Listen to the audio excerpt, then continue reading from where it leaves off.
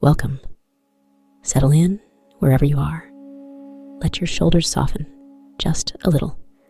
Let your jaw unclench. Let your hands rest, palm up or palm down, whichever feels easier tonight. There's nothing you need to do now, nothing to remember, nothing to plan. The day, whatever shape it took, has already begun to fold itself away behind you, like cloth being folded by patient hands. Take a slow breath in and let it out, slower still, and another. And let the breath after that one find its own pace without you watching it too closely. Tonight, you are going to visit a quiet place, a warm place, a place that hums softly and asks nothing of you. You will not have to speak. You will not have to lift anything. You will not have to know the way. The story will carry you, and if you fall asleep before the end, the story will simply keep going without you, the way a river keeps going past a sleeping traveler on its bank. The place you are visiting is a refinery, but not the kind that smokes and clatters, not the kind that hurries. This is an old refinery on a high, windless plateau, and it stopped processing ore a very long time ago. Now it makes something soft. Now it makes thread. Iron, gathered into silken yarn. Filings, coaxed upward into breathing columns. Magnets, lined along enormous rolling drums, turning so slowly that the motion feels like sleep itself. The rule of the place, the only rule, is this: nothing here is ever pulled hard. Everything is coaxed. You will not have to remember this rule. You will only feel it, the way you feel warmth from a banked fire without having to think about where the heat is coming from. So let the room around you grow quiet. Let the bed beneath you grow soft. Let the edges of your body grow vague and unimportant. You are stepping now onto the felted floor of the gentle magnet refinery, and the door behind you closes without a sound. The first thing you notice is the hum. It is low and steady, and not quite a sound at all. More like a held note from a cello in another room, somewhere far down a hallway, played by someone who has been playing the same note for 100 years and has no intention of stopping. The hum is in the floor. It is in the air. It is, very faintly, in your chest, the way the rumble of a distant train can be felt through the soles of your feet. It is not loud. It is the opposite of loud. It is the sound that lives underneath silence and makes silence feel full. The second thing you notice is the smell. Warm copper, dry graphite, a little machine oil, the good kind, the kind that smells like an old wooden tool drawer. There is no smoke. There is no burning. Only that warm metallic sweetness, soft and steady, as if the building itself were breathing slowly in its sleep. The third thing is the light. Dim amber bulbs, set high in the rafters, each one inside a little cage of wire so old that the wire has gone the color of dark honey. The light from each bulb is small and warm. It does not reach very far. It pools below each bulb in a soft circle, and between the pools, the air is dim and brown and easy on the eyes. You take a step forward, and the felted floor absorbs your footsteps so completely that you cannot hear yourself walking. You take another and another. Each step disappears the moment you make it. You are standing now in the entry gallery of the refinery, a wide, low room with rafters of dark wood and brass fittings along the walls that tick very faintly as they cool. The ticks are not regular. They're slow and random, like the sound of a stove settling at the end of a long evening. Tick, tick, tick. Somewhere far off, you can hear the dry plateau wind brushing against the outer shutters. it does not get in. The shutters are old and well fitted, and the wind only whispers along their seams. A long, slow shh that fades and returns and fades again, like a person breathing in their sleep on the other side of a thick wall. You are not the only one here, but the others are quiet, and they are far away, and they are happy with their work.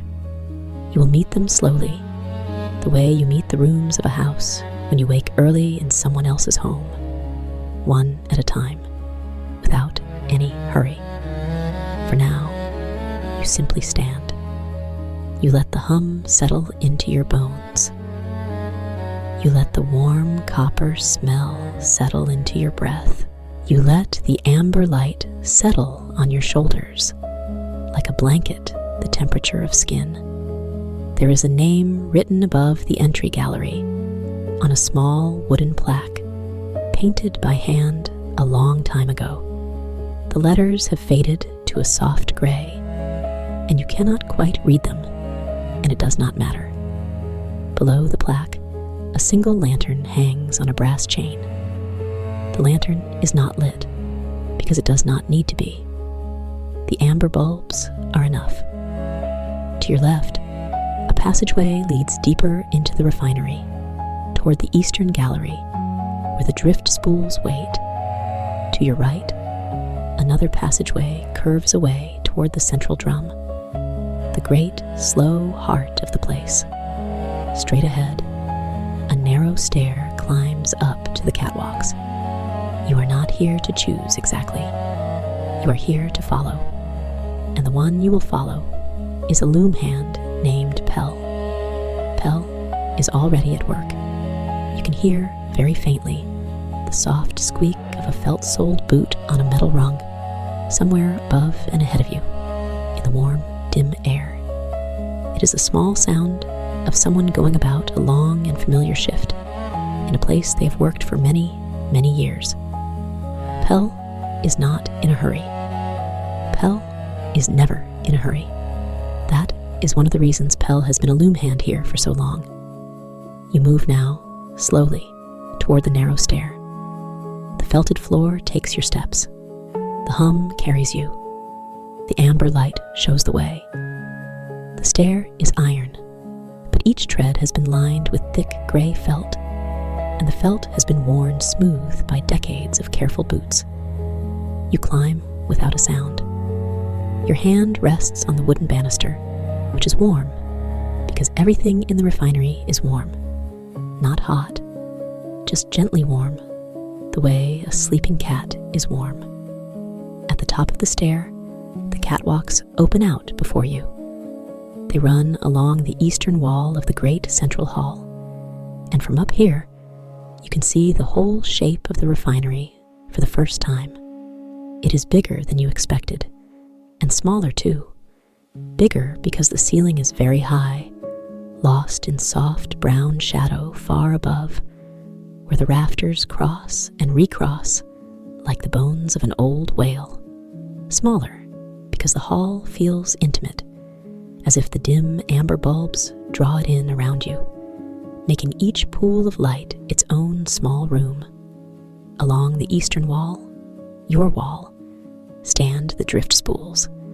There are perhaps 20 of them, set into the wall at regular intervals, each one a tall, slim spindle of polished brass, spinning so slowly that you have to watch for a long moment to be sure they are spinning at all. Around each spindle, a thin silver thread is gathering itself, winding upward in a soft, easy spiral. The thread comes from below. You look down, over the felted railing of the catwalk, and you see them. The copper trays. Long, shallow trays, the color of old pennies, set into the floor in a long row, one beneath each drift spool. Each tray is filled with fine iron filings, dark and gray and soft, like ash, or like the dust that gathers on velvet. And from each tray, very slowly, a column of filings is rising. It is the strangest, gentlest thing you have ever seen. The filings lift themselves from the tray just a few at a time, in a breathing column no thicker than your finger. They drift upward through the warm amber air, finding the drift spool, gathering themselves into a thin silver yarn that twines onto the spool above. The column breathes. It thickens. It thins. It thickens again. It is patient. It has been doing this for a very long time. You watch one column for what feels like minutes. The filings rise. They turn slowly, slowly, in the soft air. They find their way. The yarn grows on a spool, thread by invisible thread. This is what the refinery makes. Filing thread, silken, weightless, strong in a quiet way. It is used for many things, in many far places, but you do not need to know what. You only need to watch the column breathe. A small movement catches your eye, further along the catwalk.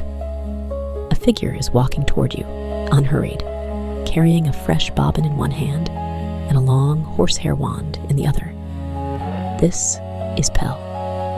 Pell is of middling height, with a long gray apron of soft canvas over warm brown clothes, and a cap of the same canvas pulled comfortably down over the ears. Pell's hands are clean and steady, the hands of someone who has spent a lifetime touching small things with great care. Pell's face is calm. You cannot see exactly whether Pell is young or old. It does not matter. The refinery does not care, and neither do you. Pell sees you and nods just once in greeting. And Pell's small smile is the kind that does not need words. You nod back. You fall into step beside Pell on the catwalk in the warm, dim air, and you begin to walk together along the eastern gallery, and your work begins. The first stop is the nearest drift spool. Pell pauses beside it and lifts the horsehair wand. The wand has a long, polished handle of pale wood and a soft tuft of horsehair at the end, the color of cream. Pell brushes the wand very gently around the base of the spool, gathering up the stray motes of iron dust that have wandered too far from the column. The motes lift to the wand without resistance, and Pell carries them in a small, soft cloud back over the copper tray and gives the wand the lightest tap against the rim. The motes fall, silently, back into the tray, where they belong. It is such a small task. It takes only a moment. But Pell does it with the full attention of a person who has done it 10,000 times and finds it just as satisfying as the first. You walk on to the next spool. Pell brushes again. The motes gather. The wand returns them home. Brush, gather, return.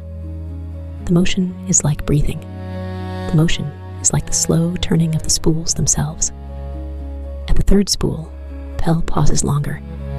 There's a small swivel at the base of the spindle, a brass joint that lets the spool turn smoothly. Pell takes from a pocket a tiny tin of pale oil and a short bristle brush and dabs a single drop of oil onto the swivel. Just a single drop. The brass drinks it in. Pell wipes the brush on a soft cloth tucked into the apron. And the cloth, you notice, has been used for this a long, long time. It is dark with old oil and soft as a sleeping moth. You watch the swivel turn, smoother now, in its quiet, patient way. You hear, beneath the hum, the tiny sigh of a brass joint that has just been cared for. Pell moves on. You follow. The catwalk runs long, and the spools are many, and the work is the same at each one. Brush, gather, return, oil when needed, move on. The amber lights pass overhead, one by one, each one painting Pell's gray apron with a small, warm circle of light, then letting it fade back to dim, then painting it again. The held cello note of the hum continues underneath everything, and the brass fittings tick and far off the dry wind brushes the outer shutters in its long, slow shh. You become aware, gradually, of how slow you are walking, how slow Pell is walking, how slow everything in the refinery moves. The drift-spools turn so slowly that, if you did not look closely, you would think they were not turning at all. The columns of filings rise so gently that they look more like steam than dust. The light from the amber bulbs is so still that it might be painted on the rafters. And yet, work is being done, quietly, patiently, steadily. The thread is gathering on the spools. The trays are being tended. The swivels are being oiled. The whole long shift is rolling forward, the way a sleeping river rolls forward, without effort, without sound, without any need to be watched. You realize, somewhere in this slow rhythm, that you have stopped thinking about the day that is now behind you. You have stopped planning. You have stopped wondering. There's only the catwalk, and the next spool, and the next, and the brush of horsehair against polished brass. Pell, ahead of you, has come to a place along the catwalk where a fresh bobbin must be set. Pell stops at a small work table that has been built right into the railing. The table is wooden, worn smooth, with a low rim around the edge so that nothing rolls off. On the table sit a few tools, a small pair of wooden tongs, a coil of soft cord, a tin of beeswax, and a wooden rack that holds 3 empty bobbins, ready to be used. Pell lifts a fresh bobbin from the rack. It is the size of a teacup and made of pale yellow wood, and the wood has been turned so smoothly on the lathe that it feels, in the hand, almost like skin. Pell threads the bobbin onto the next drift spool. The spool accepts it. Pell guides the first wisps of silver yarn onto the new bobbin with the wooden tongs. Just a touch, just enough to begin. The yarn finds its way. It always does. It begins to wind on the new bobbin in its slow, easy spiral. Pell sets the old, full bobbin into a felted cradle on the work table. The old bobbin is heavy with finished thread, a soft, silvery weight, much heavier than the wood, and warm. Pell touches it for a moment, the way a baker might touch a loaf of bread that has just come from the oven, just to feel that it is good. Then Pell wraps the full bobbin in a soft scrap of dark cloth and sets it carefully into a low basket that waits beneath the table. The basket is half full of wrapped bobbins. By the end of the shift, it will be full. By the morning, it will be carried down to the cooling room. By the next evening, it will be sent on. You do not need to know where. The basket only needs to be filled slowly, one bobbin at a time. You and Pell walk on. The next stretch of catwalk passes a tall iron pillar, painted long ago in a deep, deep green. Around the base of the pillar, someone has set a small cushion, and on the cushion sleeps a gray cat. The cat is large and round, with soft ears that twitch only very slightly when you pass. The cat does not open its eyes. Pell glances down at the cat, and the corner of Pell's mouth lifts just a little. The cat is part of the refinery. The cat has always been here. The cat will always be here. You walk past the cat. You walk past 3 more drift spools. At each one, Pell brushes, gathers, returns. At each one, the column of filings breathes, slow and patient. The warm copper smell deepens around you. The held cello note holds. After a long while, you cannot tell how long, time has begun to feel like cloth being folded, not like a clock. Pell stops at a small alcove in the catwalk wall. In the alcove is a brass bell, no bigger than a thimble, hanging from a soft silk cord. Pell touches the bell with one finger. The bell makes a sound so quiet that it is almost not a sound at all. It is the sound of a star, if a star made a sound. The bell is a signal. Down below, in the loading bay, someone has heard it. Soon, a delivery cart will be brought up. Pell turns away from the bell and continues along the catwalk. You follow. The work continues. Brush, gather, return. Oil when needed. Move on. After some time, you become aware of a soft rolling sound far below. Wooden wheels on a felted ramp, very gentle. The delivery cart has arrived. It is being rolled slowly into the eastern gallery. You and Pell come to a place where the catwalk has a small landing and a wide opening in the railing and a winch with a soft braided rope. Pell pauses here. Below, in the warm amber light, you can see the cart. It is a low, flat cart with felted wheels, and on it rest perhaps a dozen new magnets. The magnets are pale gray, the color of river stones, and they are not large. Each one is about the size of a loaf of bread, but they are heavy in a quiet way. They have been cooled slowly in a deep room below the refinery, and they have been wrapped, each one, in soft gray cloth, so that they do not catch at one another or at anything else. A figure stands beside the cart. This is one of the cart tenders. They wear the same canvas apron as Pell and the same soft cap. They look up at Pell on the catwalk, and they raise one hand, palm out, in a gesture of greeting. Pell raises a hand in return. No words. None are needed. The cart tender begins to roll the cart slowly across the floor of the gallery toward a cradle set into the wall. The cradle is a low wooden frame, padded with thick gray felt, with shallow-shaped cups to hold each cooled magnet in its place. The cart tender lifts the magnets, one at a time, with both hands, and sets them gently, very gently, into the cradle.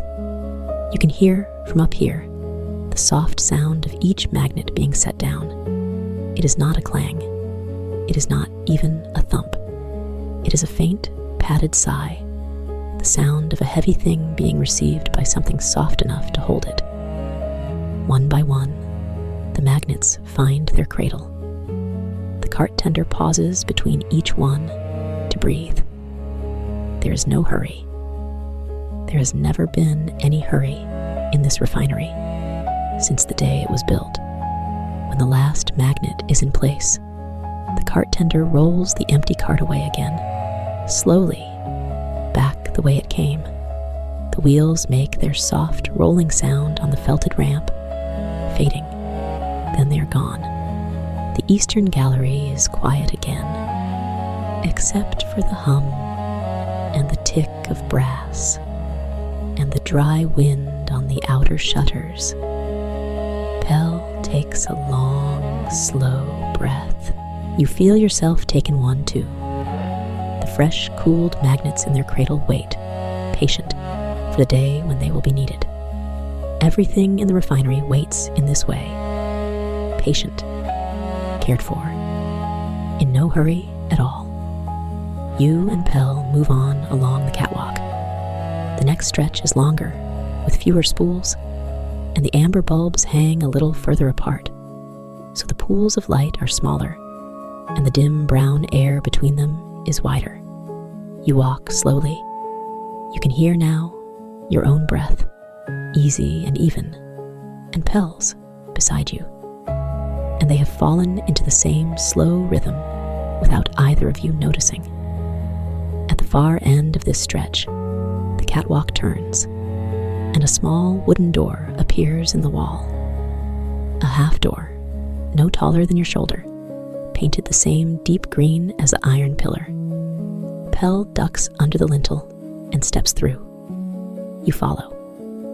You find yourself in a small, warm room. There's just enough space for 2 low stools, a small iron stove, and a narrow shelf with a few tin cups and a kettle. A single amber bulb burns overhead. The walls are paneled in old, soft wood, and the floor is felted, like all the floors. The air in this room is even warmer than the gallery, and it smells, very faintly, of black tea. Another figure sits on one of the low stools. This is the night ledger keeper. They have an open book on their lap, and a thin pencil in one hand, and a tin cup of weak black tea on the small shelf beside them. They are perhaps Pell's age, or perhaps not. You cannot tell.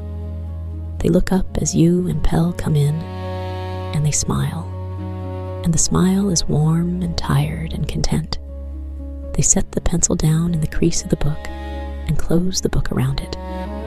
Pell takes the kettle from the stove. The kettle has been keeping itself warm there for a long time. Pell pours 2 more cups, one for Pell, one for you, and the steam rises, pale and slow, into the amber light, and curls and fades.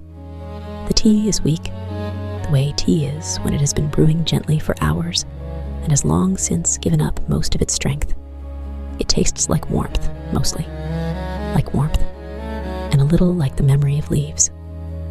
You sit down on the second low stool. The stool is soft. Pell sits on the edge of a small wooden chest near the stove, which serves, you understand without being told, as a third seat when the third seat is wanted.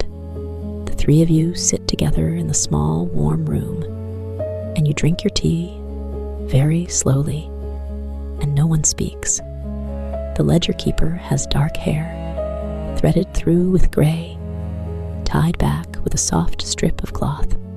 Their hands hold the tin cup with both palms, the way you would hold something you wanted to keep warm. They look down into the cup, and they breathe out, slowly, and the steam moves a little, and they smile again, to themselves. The book on their lap is the night ledger. In it, in small, careful hand, they write down, when the mood takes them, the small things that happen in the refinery during the night. How many bobbins are filled, when the cart arrived, whether the cat woke for an hour or did not, whether the wind on the outer shutters was strong or soft. It is not a strict ledger. It is more like a long, slow letter that the refinery writes to itself, night after night, year after year, so that it does not forget who it is. You drink your tea. The hum continues, faint, even here, in this small, warm room, the held cello note. You feel it in the soles of your feet, where they rest on the felted floor. You feel it in the cup, very faintly, against your fingers. Time passes. You do not know how much. Time has stopped being a thing that can be measured. There's only the warmth of the cup and the warmth of the room, and the slow breath of the 3 of you sharing a quiet shift in the middle of the long night. After a while, the ledger keeper opens the book again. They lift the pencil. They write something small in their small, careful hand. Then they close the book again. Then they look up at Pell, and they tilt their head, very slightly, toward the catwalk beyond the door. Pell nods. It is time, gently, to go back to work. You finish the last warm sip of your tea. You set the cup on the narrow shelf, very softly. Pell sets the kettle back on the stove. The ledger keeper raises one hand, palm out, in farewell. You and Pell raise our hands in return. You duck back under the green painted lintel, and you are out on the catwalk again, in the warm, dim amber air of the eastern gallery. And the small, warm room of the ledger keeper is behind you, with its tea and its book and its single bulb. You walk on. The catwalk now begins to curve, gradually, around the eastern end of the great central hall, and as it curves, the central drum comes more and more clearly into view. You have known the drum was here all along. You have felt it in the hum, in the warmth, in the slow patience of the whole refinery. But you have not yet looked at it directly. Now you do. It is enormous. It fills the heart of the hall. It is the size of a small barn, or a large pond, or a hill seen from a distance. It is cylindrical, lying on its side, slowly rotating on two great brass bearings at its ends.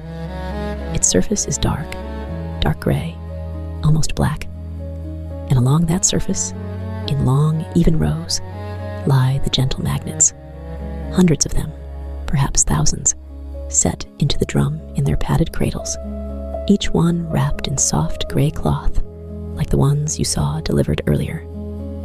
The drum turns. It is turning now. You have to watch for a long, long moment to be sure. But yes, it is turning. One full revolution of the central drum takes nearly an hour. That is the pace of this place. That is the pace of all the work. You and Pell come to a place on the catwalk where there is a wide felted bench set against the railing facing the drum. Pell pauses. Pell sets down the horsehair wand, leaning it carefully against the railing. Pell sits slowly on the felted bench. You sit too. It is, Pell seems to be saying without saying, a good moment to watch the drum turn. You sit. You look at the drum. The amber bulbs cast their warm, dim light along its long, curved surface, and the soft gray cloth wrapping each magnet seems to glow, very faintly, in that light. The drum is turning. You can almost see the turning, now that you are sitting still, now that you are looking with patience. A row of magnets near the top of the drum has moved, just a hand's breadth since you sat down. Just a hand's breadth in many breaths. You watch the drum. You breathe. The hum holds. The brass ticks, somewhere off in the dim. The wind, far away, brushes the outer shutters. You watch the drum. You watch one particular wrapped magnet, near its upper edge, move slowly, slowly, along the curve as the drum rolls forward. The magnet seems to be in no hurry at all to reach the top. The magnet has been turning around this drum for a very long time, and it will turn around it for a very long time more. You watch the drum. You feel your shoulders drop a little further. You feel your jaw soften a little further. You feel your breath grow longer by perhaps half a breath. You watch the drum. Time in this place has become something that you can sit inside of, something warm and slow that you can lean against. You are not waiting for anything. You are not measuring anything. You are only watching one drum turn in one warm hall, in one dim amber light, while one cello note holds beneath everything. The drum turns. You become aware, slowly, that Pell, beside you, has closed their eyes. Not asleep, only resting. The horsehair wand stands against the railing. The hands rest, palms upward, on the canvas apron. The breath is slow and even. Pell, too, is watching the drum, even with closed eyes. You can be that kind of watching in this place. You close your eyes for a moment as well. The held cello note seems louder, with eyes closed. Or rather, it seems closer. It seems to be inside your chest. You feel the warmth of the amber light on your face. You feel the soft felt of the bench beneath you. You feel, perhaps, the very faint pull of the magnets in the drum. Not on you, but on the iron in the air, the iron in the dust, the iron in all the small motes that are slowly, slowly being coaxed upward from the copper trays into their silver threads. The refinery is breathing. You are breathing. The drum is breathing. In its long, slow way, one revolution per nearly an hour, one row of magnets at a time, around and around and around. You open your eyes again after a while. The drum has turned, perhaps, an arm's length. Pell's eyes are open again, too. Pell looks at you, just a glance, with a small, soft smile. Pell stands up, slowly, and takes the horsehair wand again. You stand up, too. The felted bench remains behind you, holding the warmth of you for a moment, then releasing it back into the dim. You walk on along the catwalk.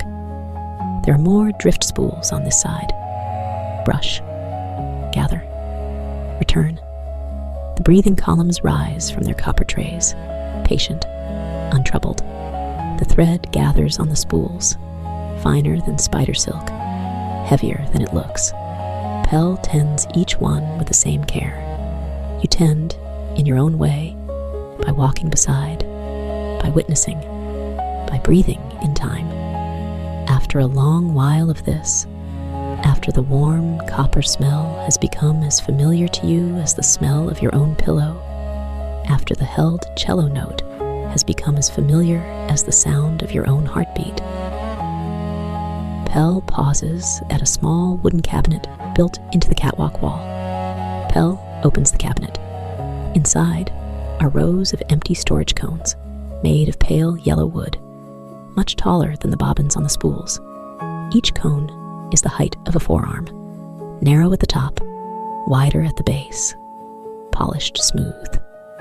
These are the cones that the night's finished thread will be wound onto. At the end of the shift, the bobbins from the basket will be unspooled slowly onto the cones, and the cones will go to the cooling room in the morning. It is, you understand, almost time for the last task of the long night, the winding. Pell takes 3 empty cones from the cabinet and tucks them under one arm. Pell closes the cabinet softly. You walk on together. The catwalk leads now down a short felted stair back to the floor of the gallery, and across the gallery to a wide, warm corner where another felted bench waits, this one longer, set beside a low wooden table with a small wooden winder on it. The winder is a simple thing, a wooden frame with a hand crank, a felted cradle for the bobbin, and a brass spindle to hold the cone. Pell sets the 3 empty cones beside the winder. Pell carries the basket of wrapped bobbins from beneath the work table, very slowly, and sets it down within easy reach. The basket is heavy now. The night has filled it, bobbin by patient bobbin. Pell sits on the felted bench. You sit beside Pell. The wooden winder is between you. You are close enough to the central drum that you can see it turning, very slowly, in the dim. The held cello note holds. The brass ticks. The dry wind brushes the outer shutters in its long, slow shh. Pell takes 1 wrapped bobbin from the basket and unwraps it. The bobbin is heavy with finished filing thread, silvery and soft. Pell sets the bobbin into the felted cradle. Pell takes an empty cone and slides it onto the brass spindle. Pell takes the loose end of the thread between thumb and finger, very gently, and guides it onto the cone. Just a touch, just enough to begin. Then Pell turns the small wooden hand crank, slowly, slowly, and the cone begins to turn. The thread rises from the bobbin in the cradle. It winds onto the cone in a long, slow spiral. It is so fine that you can barely see it move. It is so soft that even from where you sit, you can almost feel it. The silken weight of finished filing thread is, you understand, one of the small wonders of this place. Pell turns the crank. The thread winds. The cone slowly grows silver. You watch. You breathe. The crank turns. The thread wins. The cone slowly grows silver. After a while, Pell pauses and looks at you and offers you the crank handle. You take it. It is warm where Pell's hand has been. You begin slowly, slowly to turn it. cone turns. The thread winds. The bobbin in the cradle gives up its silver yarn, patiently, one spiral at a time. You find that you do not need to think about turning the crank. Your hand has found the right pace on its own. Slow, even, patient. The pace of the drum, the pace of the breathing columns, the pace of the held cello note that has been holding under everything since you stepped through the door. You turn to crank. The thread winds. The cone slowly grows silver. Pell sits beside you, breathing slow and even. Pell's hands rest on the canvas apron. Pell's eyes are open, but soft, watching the silver thread find its place on the cone, the way a person watches a small fire that needs no tending. You turn the crank. The thread winds. The first cone slowly fills. When the bobbin in the cradle is empty, Pell takes it very gently and sets it on the table. Pell takes a fresh bobbin from the basket, unwraps it, sets it in the cradle. The new thread is found, guided onto the cone. You begin to turn the crank again. The cone slowly continues to grow silver. You and Pell work this way for a long, long time. You do not count the bobbins. There is no need. The basket grows lighter. The cone grows heavier. The held cello note holds. When the first cone is full, Pell lifts it from the brass spindle with both hands and sets it carefully in a felted rack on the floor. The full cone is silvery and warm and heavier than it looks. Pell takes a fresh, empty cone from the small stack and slides it onto the spindle. The new cone is light and pale and ready. The thread, when guided to it, finds it easily. You begin to turn the crank again. The second cone slowly grows silver. You realize, somewhere in the middle of this slow winding, that you have not had a single thought about anything outside the refinery for a long, long while. You have not thought about tomorrow. You have not thought about yesterday. You have not thought about whether you are tired, or whether your back aches, or whether you have remembered everything you needed to remember. There is only the crank, and the cone, and the silver thread, and the warm copper smell, and the held cello note. Your hand turns the crank. The cone turns. The thread wins. Around you, the refinery continues its long, slow work. The drift-spools, far down the catwalk, turn in their patient way. The columns of filings rise from the copper trays, breathing, gathering, becoming yarn. The central drum rolls, one row of cooled magnets at a time, around and around. The cat sleeps on its cushion beside the green iron pillar. The night ledger keeper, in the small warm room, writes a small, careful line in the long, slow letter. The brass fittings tick. The dry wind brushes the outer shutters. Everything is in its place. Everything is being cared for. Nothing is being pulled hard. Everything is being coaxed. You turn the crank. The second cone slowly fills. When it is full, Pell lifts it from the spindle and sets it in the felted rack beside the first one. 2 silver cones now, side by side, warm and patient, waiting for morning. Pell takes the third empty cone and slides it onto the spindle. You begin again. The crank, the thread, the slow silver spiral. By the time the third cone is full, the basket of wrapped bobbins is nearly empty. There are only 2 left. Pell takes one, unwraps it, sets it in the cradle, guides the thread. You turn the crank. The third cone is already silver. You are only finishing it now, only adding the last soft layers. The crank turns. The thread winds. Your eyes are soft. Pell's eyes are soft.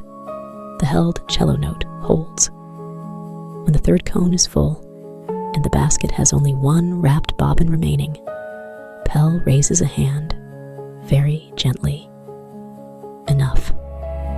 The last bobbin will wait for tomorrow's loomhand, who will take it up where Pell left off. There's no need to finish it tonight. There's no need to finish anything tonight. The work is never finished in this place. The work only continues, slowly, patiently, in shifts that pass from hand to hand, like a warm cup of weak tea.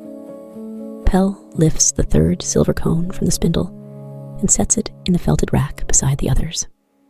3 silver cones in a row, warm, weighted, waiting for morning. Pell touches the top of each one, very lightly, in turn, the way you might touch the heads of 3 sleeping children.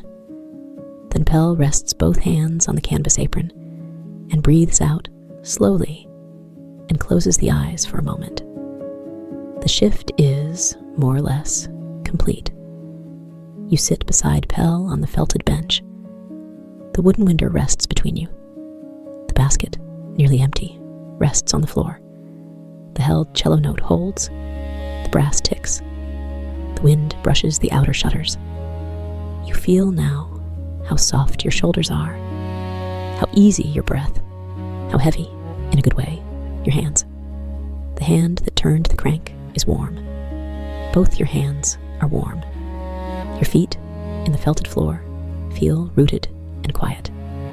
Your eyes have grown soft, the way Pell's eyes are soft. The amber light is dimmer than it was when you came in, or perhaps your eyes have only settled into it. The dim brown air between the pools of light feels close and warm, like a blanket pulled to the chin. Pell does not stand up. Pell only sits on the felted bench beside the silver cones and breathes. You sit beside Pell, and you breathe too. The held cello note holds. You think perhaps of the breathing columns of filings rising from their copper trays. You think of the slow gathering of silver thread on its spool. You think of the great central drum turning, one row of magnets at a time, in its long, patient revolution. You think of the cat on its cushion, the ledger keeper in the small, warm room with the tea and the open book, the cart tender somewhere down below, settling for a rest. You think of the warm copper smell, the graphite, the good machine oil that smells like a wooden tool drawer. You think of the dry Plateau wind brushing the outer shutters. Shh. You think of the held cello note, and very slowly you begin to let the refinery go. Not all at once, just gently. Just the way Pell brushes a stray mote back into the tray, with no force at all, with only patience. The amber light grows softer. The held cello note grows quieter. The warm copper smell becomes a memory of a smell. The felted bench beneath you becomes the bed beneath you. The breath of Pell beside you becomes only your own breath, slow and even. The brass fittings tick somewhere far off. The wind brushes the outer shutters far off. The drum turns far off. You are warm. You are held. You are tended. Nothing here is ever pulled hard.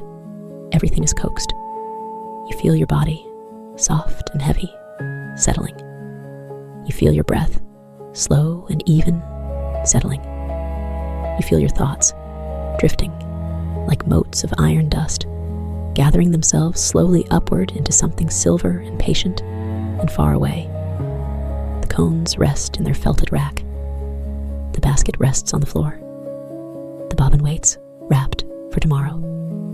The drum turns. The hum holds. The light is amber and dim and warm. You are not needed anywhere. You are not late for anything. You do not have to remember anything. There's only the slow turning and the warm air and the held note. The held note. holding. You let your shoulders soften a little further. You let your jaw soften a little further. You let your hands grow heavy. You let your feet grow heavy. You let your breath find its own slow way. You are warm. You are quiet.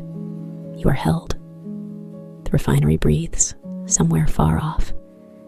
The cat sleeps somewhere far off. The thread winds somewhere far off. The drum turns so slowly, so slowly, so slowly. And you now slowly, slower, slower still. Breath slow, heart slow, shoulders soft, jaw soft, hands heavy, feet heavy, warm, quiet, held. The note holds. The drum turns. You drift. You drift. You drift. Sleep. Sleep. Sleep now.